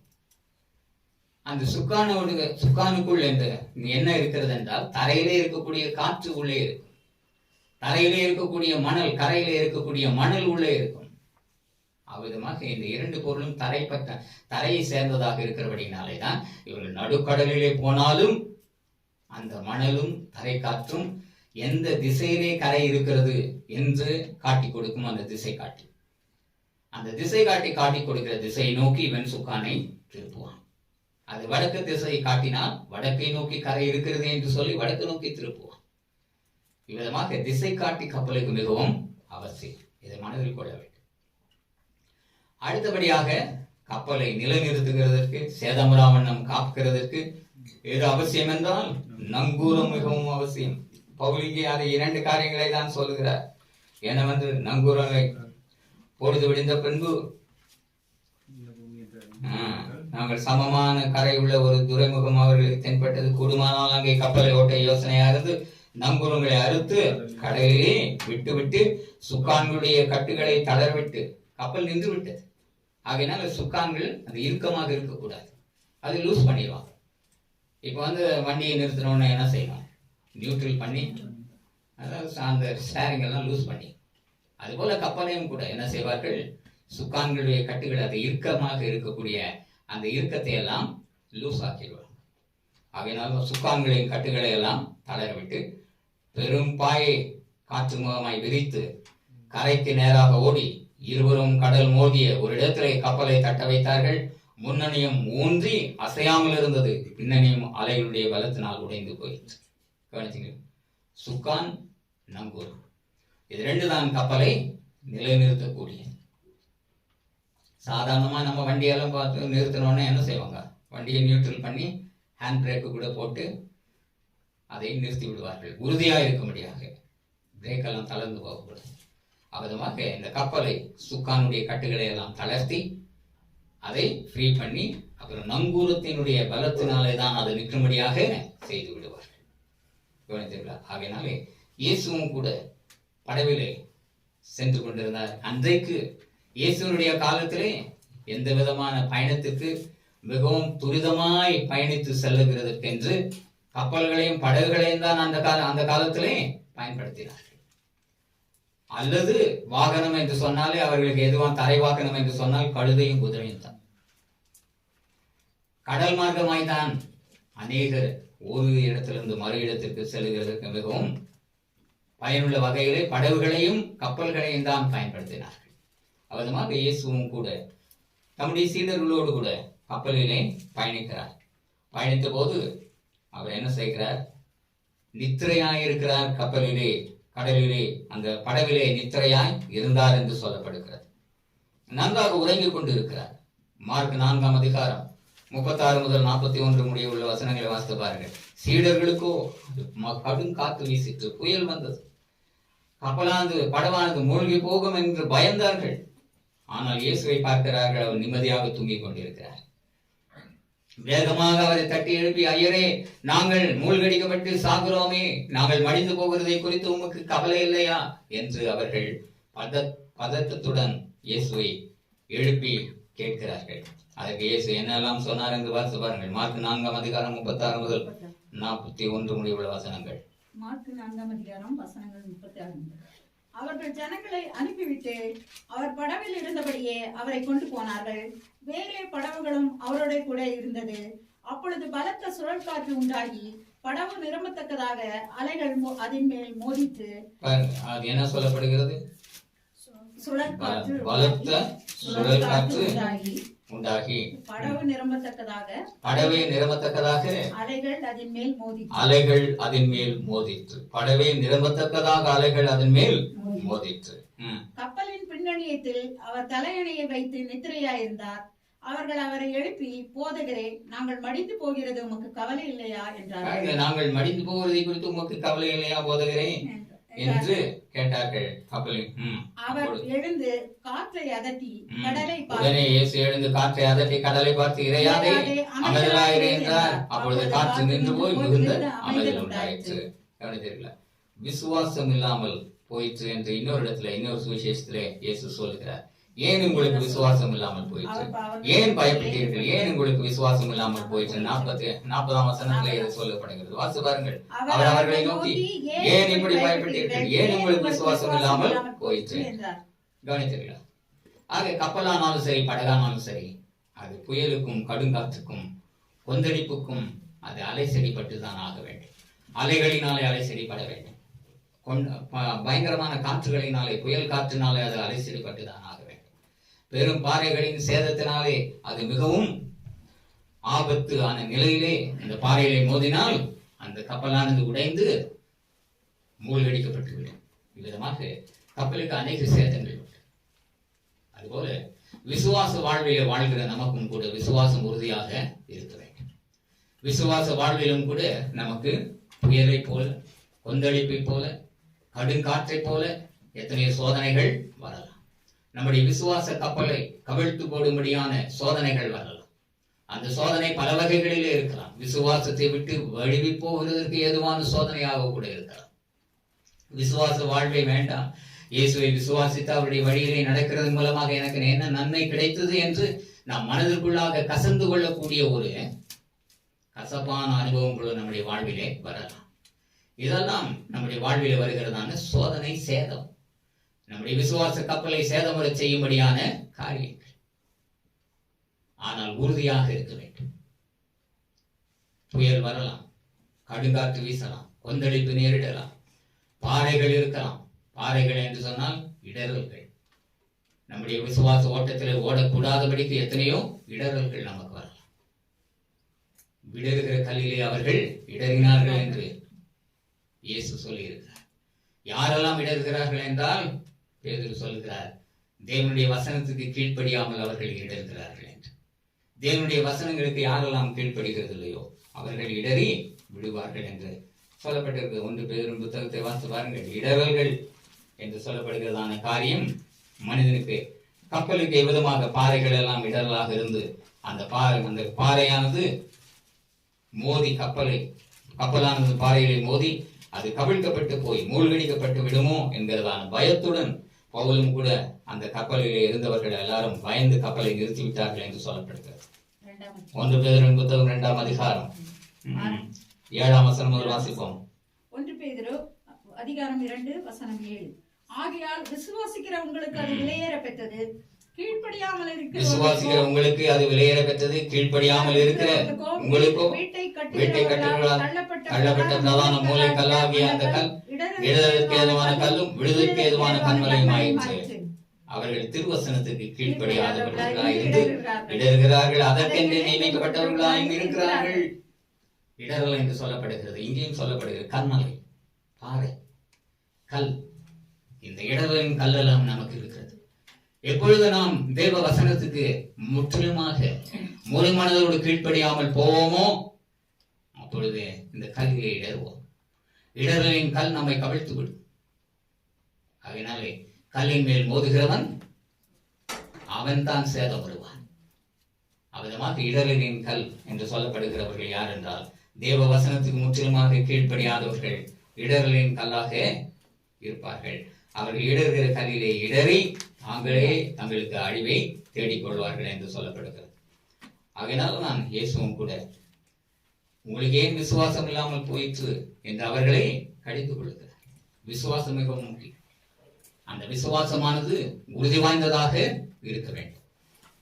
முந்தின கடந்த வாரத்திலும் பார்த்த மாயமற்ற விசுவாசம் என்று சொல்லப்படுகிறது. விசுவாசமானது எவ்விதமாக இருக்க வேண்டுமா? மாயமற்றதாக இருக்க வேண்டும். முழு மனதோடு கூட தேவனை விசுவாசித்து அவருடைய வழியிலே முன்னேறுகிறவர்களாக நாம் இருக்க வேண்டும். விசுவாசமானது மிகவும் விலையேற பெற்றது. அந்த விசுவாசத்தை நாம் பற்றி கொண்டவர்களாக இருக்க வேண்டும். விசுவாசத்தின் ரகசியம் என்று சொல்லப்படுகிறது, இங்கேயும் சொல்லப்படுகிறது. வாசித்து பாருங்கள். 1 தீமோத்தேயு 2 அதிகாரம் 9 வசனம். 1 தீமோத்தேயு அதிகாரம் 2 வசனம் 9. எங்களுக்கு தெரிந்திருக்கிறபடி நியாயப்பிரமாணம் 3 அதிகாரம் 9 வசனம் வாசிங்க. 3 அதிகாரம் 9 வசனம். விசுவாசத்தின் ரகசியத்தை சுத்த மனசாட்சியிலே காத்துக் கொள்ளுகிறவர்களாயும் இருக்க வேண்டும். விசுவாசத்தின் ரகசியத்தை, விசுவாசத்தில் அநேக ரகசியங்கள் உண்டு. அந்த விசுவாசத்தின் ரகசியத்தை சுத்த மனசாட்சியிலே காத்துக் கொண்டவர்களாய் இருக்க வேண்டும். இங்கேயும் சொல்லப்படுகிறது, நீ விசுவாசமும் நல் மனசாட்சியும் உடையவனாய். விசுவாசமும் நல் மனசாட்சியும் இவரெண்டும் கோ பிரதர்ஸ் என்று சொல்லப்படுகிறது. கோ பிரதர்ஸ் என்று சொன்னால் இணை சகோதரர்கள். கிருபையும் சத்தியமும் கோ பிரதர்ஸ், ஒன்றை ஒன்று சந்திக்கும் கோ பிரதர்ஸ். நீதியும் சமாதானமும் கோ பிரதர்ஸ், ஒன்றை ஒன்று சந்திக்கிறது. அதே போல விசுவாசமும் நல் மனசாட்சியும் கோ பிரதர்ஸ், ஒன்றோடு ஒன்று இணைந்த சகோதரர்கள். ஆகையினால் விசுவாசம் இருக்கிறது என்று சொன்னால் போதாது, அதை நல் மனசாட்சியின் சத்தத்தோடு கூட அதை உறுதிப்படுத்துகிறவர்களாக இருக்க வேண்டும். விசுவாசத்தின் ரகசியத்தை சுத்த மனசாட்சிகளை காத்துக் கொள்ளுகிறவர்களாக இருக்க வேண்டும். நல் மனசாட்சியின் சத்தத்திற்கு நாம் எப்பொழுதும் செவி கொடுக்கிறவர்களாக இருக்க வேண்டும். துர்மனசாட்சி நீங்க தெளிந்த புத்தியுடையவர்களாக இருக்க வேண்டும் என்று கூட எபிரேயருக்கு எழுதின நிருபத்திலே சொல்லி இருக்கிறது. இதை குறித்து நாம் முன்னதாகவே அறிந்திருக்கிறோம், வாசித்தும் இருக்கிறோம். மீண்டுமாக நீங்கள் வாசித்து பாருங்கள். துர்மனசாட்சி நீங்க தெளிந்த இருதயம் நமக்கு தேவை. தெளிக்கப்பட்ட இருதயம் உடையவர்களாக நாம் இருக்க வேண்டும். ஆக துர்மனசாட்சி நீங்க நல் மனசாட்சியின் சத்தத்துக்கு செவி கொடுக்கிறவர்களாக இருக்க வேண்டும். வாசித்து பாருங்கள். எபிரேயர் 9 அதிகாரம் 10 அதிகாரம் 22 வசனம். எபிரேயர் அதிகாரம் 10 வசனம் 22. துர்மனசாட்சி நீங்க தெளிக்கப்பட்ட இருதயம் உள்ளவர்களாயும் சுத்த ஜலத்தால் கழுவப்பட்ட சரீரம் உள்ளவர்களாயும் உண்மையுள்ள இருதயத்தோடும் விசுவாசத்தின் பூரண நிச்சயத்தோடும் சேரணும். துர்மனசாட்சி நீங்க தெளிக்கப்பட்ட இருதயம், ரத்தம் தெளிக்கப்பட்ட, இயேசுவின் ரத்தத்தினால் தெளிக்கப்பட்ட இருதயம், இயேசுவின் ரத்தத்தினால் சுத்திகரிக்கப்பட்ட இருதயம் உடையவர்களாக நாம் இருக்க வேண்டும். உண்மையுள்ள இருதயத்தோடும் விசுவாசத்தின் பூரண நிச்சயத்தோடும் நாம் சேர கடவோம். உண்மையுள்ள இருதயம், நல் மனசாட்சியின் சத்தத்திற்கு செவி கொடுக்கிற இருதயம், நல் மனசாட்சியின் சத்தத்தை ஆதரிக்கிற இருதயம் நமக்கு இருக்க வேண்டும். அதனால்தான் விசுவாசமும் நல் மனசாட்சியும் இரண்டும் ஒன்று என்று சொல்லப்படுகிறது. இரண்டும் இணை சகோதரர்கள், கோ பிரதர்ஸ் என்று சொல்லப்படுகிறது. அதனால்தான் தீமோத்தேயுக்கு பவுல் எழுதும்போது, நீ விசுவாசமும் நல் மனசாட்சியும் உடையவனாக இரு. இயேசுவினுடைய சீடர்கள் விசுவாசத்திலே அவர்கள் அலை செடிப்பட்டார்கள். அலைகள் படவிலே மோதினவுடனே பெருங்காற்று படகை கவிழ்த்து போடுமே என்று இயேசு இருக்கிறார் என்கிறதை மறந்தும் கூட அவர்கள் என்ன செய்தார்கள்? அவிசுவாசத்தோடு கூட, ஐயரே நாங்கள் மடிந்து போகிறோமே, உமக்கு கவலை இல்லையா என்று அவரை அலட்டினார்கள். விசுவாசம் ஆட்டம் கண்டது. படகு மாத்திரம் ஆட்டம் காணவில்லை. படகு மாத்திரம் அந்த பெருங்காற்றினால அலை செடிப்படவில்லை. இவருடைய விசுவாசமும் கூட, விசுவாசமாகிய கப்பலும் கூட அலை செடிப்பட்டது. விசுவாசமாகிய கப்பலும் கூட அசைக்கப்பட்டது. விசுவாசத்திலே உறுதி இல்லை. இயேசு நம்மிடத்தில் இருக்கிறாரே, அவர் நம்மை காப்பார் என்கிறதான் நம்பிக்கை இல்லை. ஆகையினால் உங்களுக்கு ஏன் விசுவாசம் இல்லாமல் போயிற்று? ஏன் நீங்கள் பயப்பட்டீர்கள் என்று இயேசு அவர்களை அதட்டினால் கடிந்து கொண்டார் என்று நாம் பார்க்கிறோம். ஆகையினால் நம்முடைய விசுவாசம் உறுதி வாய்ந்ததாக இருக்க வேண்டும். தேவன் பெயர்களை வைத்திருக்கிறதான் நம்பிக்கை, விசுவாசம் நங்கூரம் போல் இருக்க வேண்டும். அப்போஸ்தலர் எபிரேயர் எழுதின நிருபத்திலே நம்பிக்கை என்கிறது ஒரு நங்கூரம் என்று சொல்லப்படுகிறதாக நாம் பார்க்கிறோம். அடுத்தது, கப்பலை நிலைநிறுத்தக்கூடியது எதுவாம்? நங்கூரம். நங்கூரம் உறுதியாக எல்லா பக்கமும் அந்த கப்பலை சுற்றிலும் நிறைய அநேகம் ஏறக்குறைய 10-12 நங்கூரங்களை வைத்திருப்பார்கள். அந்த நங்கூரங்கள் கரை தட்டி அந்த கப்பல் நிற்கும் போது, அலைகள் மோதினாலும் பெருங்காற்று வீசினாலும் அந்த கப்பலானது உடைந்து விடாவண்ணம், அது கப்பலானது அலை செடிப்படாவண்ணம், அது அசைக்கப்படாவண்ணம் அதை நிலைநிறுத்துகிறது எதுவாம்? ஆங்கர் என்று சொல்லப்படுகிறதான நங்கூரம். அதை நாலா பக்கம் எல்லா திசைகளிலும் அந்த நங்கூரத்தை பாய்ச்சுவார்கள். அந்த நங்கூரம் பாய்ச்சப்பட்ட அந்த கப்பல் அசைக்கப்படாதது போல தேவனாகிய கர்த்தர் பேரில் வைத்திருக்கிறதான் நம்முடைய நம்பிக்கையும் கூட நங்கூரம் போல உறுதி வாய்ந்ததாக இருக்க வேண்டும். விசுவாசமாகிய கப்பல் சேதமுறாவண்ணம் காக்கப்படும்படிக்கு சுக்கானும் தேவை, நங்கூரமும் தேவை என்று நாம் பார்த்த வண்ணமாய், நங்கூரம் அதனுடைய வேலை என்னவென்றால் கப்பலை மூழ்கடித்து போடாதபடிக்கும் உடைந்து விடாதபடிக்கும் அந்த கப்பல் நங்கூரத்தினின்று பெயர்ந்து போகாதபடிக்கும் அதை நிலைநிறுத்தக்கூடிய காரியம் அந்த நங்கூரத்துக்கு உண்டு. எல்லா திசைகளிலும் நங்கூரத்தை பாய்ச்சினார்கள். பவுலின் அப்போஸ்தலர் 27ஆம் அதிகாரத்திலும் நாம் வாசி கேட்டோம். சுற்றிலும் நங்கூரத்தை பாய்ச்சி அந்த கப்பலை நிலைநிறுத்தினார்கள் என்று சொல்லப்படுகிறது. வாசிப்பார்கள் எபிரேயர் 6ஆம் அதிகாரத்தில். எபிரேயர் 6ஆம் அதிகாரம் 19ஆம் வசனம். அந்த நம்பிக்கை நமக்கு மேலே உள்ள வசனம் 18 முதல் வாசிப்போம். நமக்கு முன் வைக்கப்பட்ட நம்பிக்கையை பற்றிக் கொள்ளும்படி அடைக்கலமாய் ஓடி வந்த நமக்கு 2 மாறாத விசேஷங்களினால் நிறைந்த ஆறுதல் உண்டாகும்படி எவ்வளவேனும் பொய்யுரையாத தேவன் அப்படி செய்தார். அந்த நம்பிக்கை நமக்கு நிலையும் உறுதியும் திரைக்குள்ளாக போகிறதமான ஆத்தும நங்கூரமாய் இருக்கிறது. கவனிச்சீங்களா? ஆத்தும நங்கூரம், anchor of the soul. கவனிச்சீங்களா? நம்முடைய ஆத்மாவை நிலைநிறுத்தக்கூடிய, விசுவாச கப்பலை நிலைநிறுத்தக்கூடிய ஒரு நங்கூரம், ஆத்தும நங்கூரம். அது எதுவான்? தேவன் பேரில் வைத்திருக்கிறதான் உறுதியான நம்பிக்கை, உறுதியான விசுவாசம். மறுபடியும் நாம் சுக்கானுக்கு வருவோமே, ஆனால் அந்த சுக்கானுக்குள் எவைகளெல்லாம் வைக்கப்பட்டிருக்கிறது என்பதை குறித்து நாம் அறிந்தோம். தரை எங்கே இருக்கிறது, கரை எங்கே இருக்கிறது என்பதுதான் அந்த கப்பலுக்கு மிகவும் தேவை. கப்பலிலே பயணிக்கிறவர்களுக்கும் கரை எங்கே இருக்கிறது. இந்த புயலை விட்டு எப்பொழுது நாம் ஓய்வோம்? இந்த கப்பல் அலைசடிப்பட்டுக் கொண்டே இருக்கிறது. இந்த கொந்தளிப்பு நின்று இந்த படவினுடைய மூழ்கடிக்கப்படுமோ என்கிறதான ஆபத்து நின்று நாங்கள் விடுவிக்கப்பட்டு எப்பொழுதுதான் கரையை சேருவோமோ என்று கப்பலிலே பயணிக்கிறவர்களுக்கும் வேதனை, அங்கலாய்ப்பு. கப்பலுக்கும் அங்கலாய்ப்பு. கப்பலுக்கு உயிரில்லை என்றாலும் அந்த கப்பலும் அங்கலாய்ப்பு. எப்பொழுதுதான் கரை சேருவோமோ என்று. அதுமாக நம்முடைய விசுவாசம் உறுதியாக இருக்குமானால் நம்முடைய கரை எதுவாம்? பரலோக ராஜ்யம், நித்திய ஜீவ கரை. இந்த உலகம் என்கிறதான பாவ கடலிலே, உலகமாகிய சமுத்திரத்திலே நாம் பயணித்துக் கொண்டிருக்கிறோம். விசுவாசமாகிய கப்பலிலே பயணித்துக் கொண்டிருக்கிறோம். நம்முடைய விசுவாசமாகிய கப்பலுக்கு எவ்விதமான ஆபத்துகள் எல்லாம் வரும் என்பதை குறித்து நாம் அறிந்தோம்.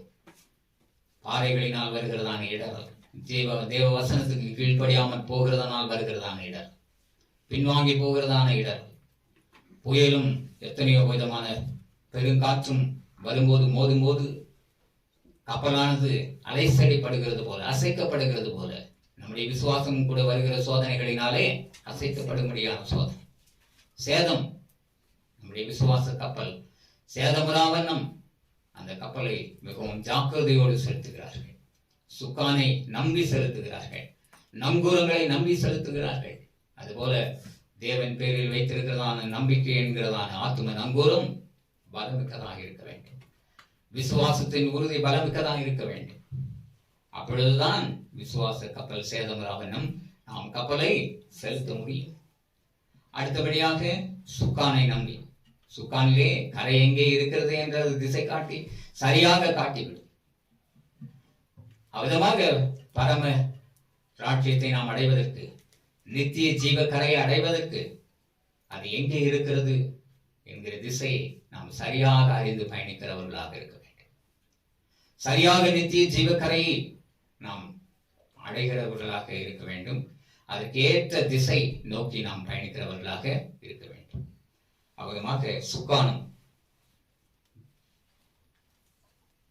நங்கூரமும் அந்த கப்பலை சேதமுறா வண்ணம் செலுத்தி கொண்டே இருந்து கரையிலே அதை சேர்ப்பிக்க மட்டாக எல்லா ஆபத்துகளினின்றும் அந்த கப்பலானது தப்பு வைக்கப்பட்டு கப்பலிலே பயணிக்கிறவர்களும் கூட தப்பு வைக்கப்பட்டவர்களாய் முன்னேறுவார்கள் என்று சொல்லி நாம் அறிகிறோம். அது கரையை அடைந்த பிறகுதான் அவர்களுக்கு நிம்மதி என்று சொல்லி நாம் அறிகிறோம். இன்னும் அநேக காரியங்கள் எல்லாம் உண்டு. ஆனால் இவைகளை அறிந்த காரியங்கள் இதுவரைக்கும் போதுமானது. இந்த விசுவாச கப்பல் சேதமுற்றால் நாம் யாரை சார்ந்து விடுவோம் என்று பவுல் எழுதுகிறார் என்றால், விசுவாச கப்பலை சேதமுறாமல் கரை நோக்கி செலுத்துகிறவர்கள் நித்திய ஜீவ கரையாகிய பரலோக ராஜ்யத்தை அடைந்து வாழ்வார்கள். ஆனால் இந்த விசுவாச கப்பலை சேதமுறச் செய்தவர்கள் சாத்தானை சேர்ந்து விடுவார்கள் என்று பவுல் எழுதுகிறார். இந்த நல்மான சாட்சியை சிலர் தள்ளிவிட்டு விசுவாசமாகிய கப்பலை சேதப்படுத்தினார்கள். இமேயும் அலெக்சாந்தரும் அப்படிப்பட்டவர்கள். அவர்கள் தூஷியாதபடி சிட்சிக்கப்பட அவர்களை சாத்தானிடத்தில் ஒப்பு கொடுத்தேன் என்று சொல்லுகிறார். கவனித்தீங்களா? ஆகையினால விசுவாச கப்பலை சேதமுறுகிறவர்கள் எல்லாருமே யாருடைய கட்சியிலே சேர்ந்து விடுவார்கள்? சாத்தானின் கட்சியிலே சேர்ந்து விடுவார்கள். அவன் சும்மா விடுவானா? இருக்கிற விசுவாசத்தை இன்னும் பலவீனப்படுத்தி அவர்களை என்ன செய்வான்? சிட்சித்து அவர்களை ஒன்றுமில்லாமல் செய்து விடுவான். கர்த்தர் சிட்சிக்கிற மனுஷன் பாக்கியவான். கர்த்தர் சிட்சியாத மனிதன் சாத்தானுடைய மகன். கர்த்தர் தாம் நேசிக்கிற பிள்ளைகளை சிட்சிக்கிறார். தேவனாகிய கர்த்தர் சிட்சியாது இருந்தால் அவர்கள் பிசாசின் பிள்ளைகள் என்று அவர் அங்கீகாரம் கொடுத்து விடுவார். ஆகையினால எங்கேயும் பவுல் சொல்லுகிறார், அலெக்சாந்தரும் இமனேயும் விசுவாசமாகிய கப்பலை சேதப்படுத்தினார்கள். அவர்கள் தூஷியாதபடிக்கு சிட்சிக்கப்பட அவர்களை சாத்தானிடத்தில் ஒப்பு கொடுத்து விட்டார். ஆகையினால நம்முடைய விசுவாச கப்பலை சேதமுறை செய்யாமல் நாம் பரலோக ராஜ்யமாகிய நித்திய ஜீவ கரை நோக்கி செலுத்தி அந்த கப்பலில் இருக்கிறவர்கள் எல்லாரும் கரையிலே இறங்கின உடனே மிகவும் சந்தோஷப்படுகிறது போல நாமும் நித்திய ஜீவனை அடைந்து மகிழ்ச்சியுடன் தேவனுடைய ராஜ்யத்தில் வாழும்படியாக தேவனாகிய கர்த்தர் நமக்கு கிருபை செய்யும்படியாகவும் தேவனாகிய கர்த்தரை நோக்கி நாம் வேண்டிக் கொள்வோம். நம்முடைய விசுவாச வாழ்வானது நல்லதொரு சுக்கானை போல கரை நோக்கி நித்திய ஜீவ கரை நோக்கி திருப்பப்படுகிறதாக இருக்க வேண்டும். நங்கூரம் போன்ற ஆத்தும நங்கூரம் போன்ற நம்பிக்கையும் விசுவாசமும் நம்மளை உறுதியுடன் காணப்படுகிறதாய் இருக்க வேண்டும். இதமாக இருந்தால் அதனால் வருகிறதான நன்மைகளை நாம் அறிந்து நித்திய ஜீவகாலமாய் தேவனுடைய ராஜ்யத்திலே அடைந்து வாழ்கிறவர்களாக இருக்கும்படியான பேரின்ப பாக்கியத்தை நாம் பெற்று வாழ தேவனாய் கர்த்தர் நமக்கு கிருபை செய்வாராக. இவ்விதமாக பலவிதமான அழிவுகள், பலவிதமான சேதங்கள் எல்லாவற்றினின்றும் நாம் கவிழ்க்கப்பட்டு போகாதபடிக்கு, சேதமடையாதபடிக்கு தேவன் நம்மை காப்பாராக. இதற்கு இடர்களாக இருக்கிறதான கடைசியான ஒரு வசனத்தை வாசிப்போம். இதை 1 தீமோத்தேயுவின் புத்தகம் 6ஆம் அதிகாரம் 9ஆம் வசனத்தை வாசிப்போம்.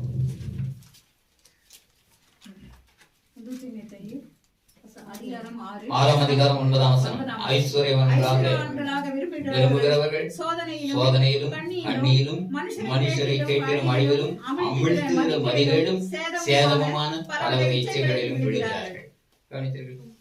அடுத்தது எத்தனையோ ஆபத்துகள் மனிதனுக்கு உண்டு. அதில் ஐஸ்வர்யவானாக நாம் இந்த உலக வாழ்விலே வாழ வேண்டும் என்று விரும்புகிறவர்கள் சோதனையிலே விடுவார்கள். அடுத்தது கண்ணியிலே ஆகப்படுவார்கள். அப்புறம் மனுஷரை கேட்டிலும் அழிவிலும் அமிழ்த்துகிற மதிகேடான வாழ்விலே சேதம் வருவார்கள். மதிகேடும் சேதமுமான பலவித இச்சைகளிலும் அவர்கள் விழுகிறார்கள். ஆகையினாலே எல்லாவற்றிலும் இடர்களாய் இருக்கக்கூடிய எல்லா காரியத்தினின்றும் நாம் நம்மை தப்புவித்துக் கொண்டவர்களாய் தேவனுடைய ராஜ்யத்தை ஜீவ கரையை அடையமட்டாக விசுவாச கப்பலை சேதமுற வண்ணாம் நாம் செலுத்துகிறவர்களாய் இருக்க, நம்பிக்கை என்னும் ஆத்தும நம்புகிறதை உறுதியாய் பாய்ச்சினவர்களாய் நாம் கரையிலே முன்னேற, கரையிறங்கி தேவனுடைய ராஜ்யத்திலே வாழ தேவன் தாமே நமக்கு கிருபை செய்யும்படியாக நாம் தேவனை நோக்கி வேண்டிக் கொள்வோமாக. செபிப்போம். வானத்தையும் பூமியையும் சமுத்திரங்களையும் நீரூற்றுகளையும் உண்டாக்குறவரும், எங்களை நேசிக்கிறவரும் எங்களோடு கூட இருக்கிறவருமாக இருக்க ஜீவிக்கிறவராக எங்கள் நல்ல இயேசு கிறிஸ்துவே, இந்த நல்ல அருமையான நாளுக்காக, இந்த வேலைக்காக நன்றி செலுத்துகிறோம். அப்போஸ்தலனாகிய பவுல் தீமோத்தேயுவுக்கு எழுதின நிருபத்திலே தேவனாகிய கர்த்தர் மனிதனுடைய விசுவாசமும் கூட ஒரு கப்பலுக்கு சமானமாக இருக்கிறது என்று அவர் மூலமாக சொன்ன வார்த்தைகளை நாங்கள் நினைவு கூறுகிறோம். தேவனாகிய கர்த்தர் இந்த உலக வாழ்விலே நாங்களும் கூட ஒரு கப்பலுக்கு சமானமாய் இந்த பாவ சமுத்திரத்திலே பயணித்துக் கொண்டிருக்கிறோம். எங்கள் விசுவாசமாகிய கப்பல் சேதமுறா வண்ணம் நீர் எங்களை காத்தருள வல்லவர் என்பதையும் நாங்கள் நம்பி ஆத்தும நங்கூரம் என்று சொல்லப்படுகிற ஒரு நம்பிக்கையும் பேரிலே வைத்து முன்னேறி கொண்டிருக்கிறோம். ஆண்டவரே, என்றாலும் எவ்விதமாக கப்பலுக்கு அநேக சேதங்கள் வருகிறதோ, எல்லா சேதங்களிலும் கப்பல் காப்பாற்றப்படுகிறதோ, அதுபோல எங்கள் விசுவாச கப்பலிலும் கூட எத்தனையோ போராட்டங்கள், எத்தனையோ புயல்கள், எத்தனையோ கொடுங்காற்றுகள் எங்கள் கப்பலை கர்த்தாவே எங்கள் விசுவாசத்தை கவிழ்த்து போடக்கூடிய சோதனைகள், போராட்டங்கள் எல்லாம் வருகிறது தேவனே. என்றாலும் நீர் படவிலே இருந்த வண்ணமாய் நீர் இருப்பீரையானால், சீடர்களுடைய படவிலே நீர் அமர்ந்திருப்பீரையானால் நீர் நித்திரையாயிருந்தாலும் எழும்பி தேவனாகிய கர்த்தர் எங்களை விடுவிப்பீர். காற்றையும் கடலையும் அமர்த்துவீர். எல்லா போராட்டங்களையும் நீர் இல்லாமல் செய்து விடுவீர். அதட்டி நீர் இல்லாமல் செய்து விடுவீர். அமைதலை கொண்டு வருவீர். எங்கள் விசுவாச கப்பலும் விசுவாச படகும் சேதமுறாவண்ண முன்னேறி செல்ல இயேசுவாக நீர் இருந்தால் மாத்திரமே முடியும் என்பதை நாங்கள் நம்புகிறோம். தேவனே, அவதமாக நீர் எங்கள் விசுவாச கப்பலிலே பயணிக்க வேண்டும். நாங்கள் நித்திய ஜீவ கரை அடையமட்டாக பயணிக்க வேண்டும். நல்ல சுக்கானை கொண்டு ஜீவக்கரை, நித்திய ஜீவக்கரை எங்கே உண்டு என்று அந்த திசை நோக்கி எங்கள் கப்பலை நீர் செலுத்த வேண்டும். எங்கள் விசுவாச கப்பல் மூழ்கடிக்கப்பட்டு விடக்கூடாது. தேவனே, சேதமுறக்கூடாது. சேதமுற்றால் நாங்கள் சாத்தானை சேர்ந்து விடுவோம். ஆகையினாலே இவனையும் அலைசாந்தரும் சாத்தானை சேர்ந்து விட்டார்கள். விசுவாச கப்பலை சேதமுறச் செய்தார்கள். அவதமாக எங்கள் வாழ்வு மாறிவிடக்கூடாது. தேவரீர் நித்திய ஜீவக்கரை அடைமட்டாக எங்களை வழிநடத்துவீராக. ஆத்தும நங்கூரம் உறுதி வாய்ந்த நம்பிக்கையாக இருக்க கிருபை செய்வீராக. நல்ல சுக்கானை தேவரீர் நித்திய ஜீவ கரை நோக்கி திருப்ப நீர் கிருபை செய்வீராக. அதற்கேற்ற ஞானம், அதற்கேற்ற எல்லா வலு, சக்தி, எல்லாவற்றையும் வல்லமை எல்லாவற்றையும் கொடுத்து நீர் வழி நடத்துவீராக. தேவனாகிய கர்த்தர் இந்த செய்தியை கேட்ட யாவரும் அவதமான நன்மையை அடையும்படியாகவும் நித்திய ஜீவ கரை அடைந்து நித்திய காலமாய் வாழும்படியான பாக்கியத்தை நீர் அருள வேண்டுமாயும் உங்களிடத்திலே வேண்டுதலை எடுக்கிறோம். சேதமுறை செய்யக்கூடிய விசுவாச கப்பலை சேதமுறை செய்யக்கூடிய எல்லா இடர்களையும் எல்லா விதமான காரியங்களும் நீர் அதட்டி அப்புறப்படுத்தி எங்களை வழி நடத்துவீராக. உங்களுடைய நாமத்தை எங்கள் வாழ்வின் மூலமாக மகிமை செய்வீராக. இயேசுவின் நாமத்தில் ஜெபிக்கிறோம் ஜீவனுடன் நல்ல பிதாவே. ஆமென்.